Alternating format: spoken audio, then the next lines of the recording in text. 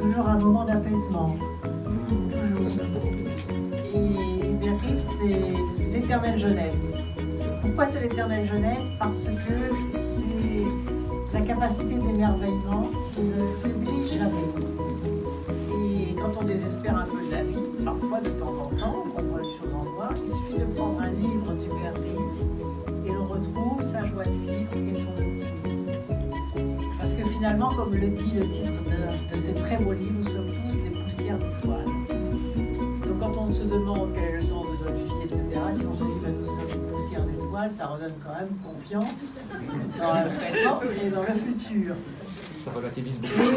J'ai écrit un portrait d'Hubert Reeves dans le livre sur le manifeste pour une justice climatique parce que j'estimais qu'il faisait partie de cette galerie de très grands pionniers de la protection de l'environnement.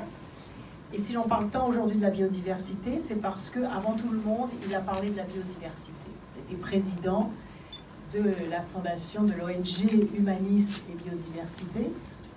Et à ce titre, il s'est battu sans relâche pour que la question de la biodiversité soit intégrée dans la réflexion, dans la science, parce que c'est à la fois un scientifique brillantissime, notre astrophysicien français mondialement connu, mais en même temps éminemment modeste. Et c'est ça, cette alliance entre le brio intellectuel inégalé et l'extrême modestie qui le conduit également à écrire ces petits trésors de livres que sont l'inventaire de l'herbier de son jardin ou son dernier livre sur le banc où l'on s'assied pour voir le temps qui passe. Eh bien, ça veut dire que il faut garder absolument un contact avec la nature dans ce qu'elle a de plus simple et de plus pur également. Et c'est cela qu'il nous apprend, Hubert. Et grâce à vous, nous avons toujours un regard différent sur le monde, non seulement sur le cosmos. Alors moi, j'ai appris beaucoup de choses aussi dans votre petit ouvrage sur le cosmos expliqué à ma petite fille. Et même les grandes personnes apprennent des choses dans les livres pour les enfants. Et là, je vous conseille vivement aussi cette lecture. Et donc aujourd'hui, nous avons vraiment l'immense plaisir d'être rassemblés autour de ce film magnifique. Bravo Yolande et à toute l'équipe de ce film. Une nouvelle fois, vous allez nous faire rajeunir et nous transmettre cette capacité d'émerveillement, cette capacité, cette part d'enfance que l'on ne doit jamais abandonner. Merci beaucoup du fond du cœur.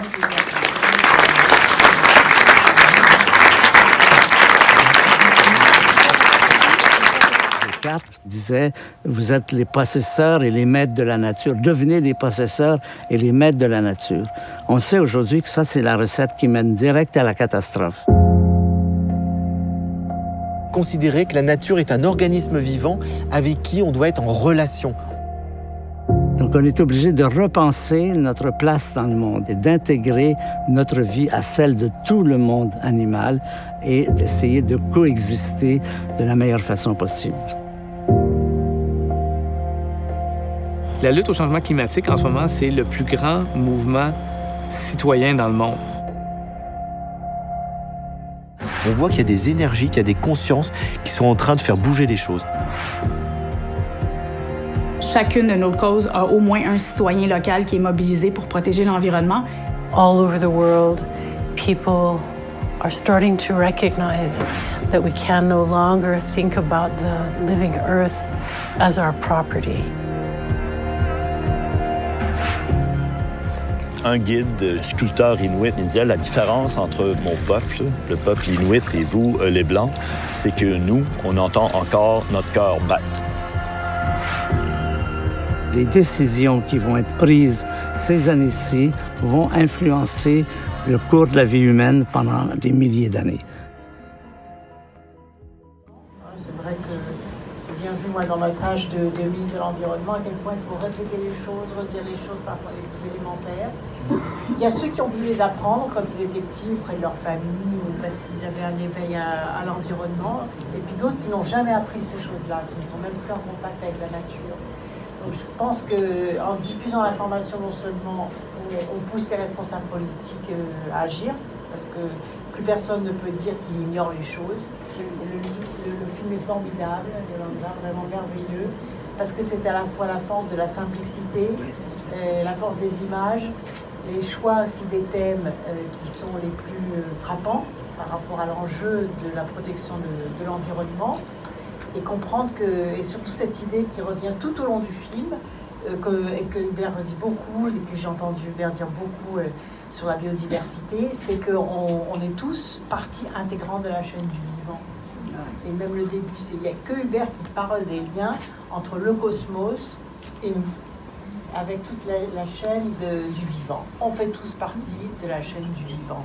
Et quand ceux qui pensent pouvoir être prédateurs de la nature, ou prélever sur la nature, ou surexploiter l'océan, pensent qu'ils peuvent s'enrichir individuellement et que globalement après ça va enrichir un peu grand, non. C'est en détruisant l'animal, on se détruit nous-mêmes. Et je pense que cette idée-là qui est extrêmement forte, tout le monde n'était pas conscient de ça.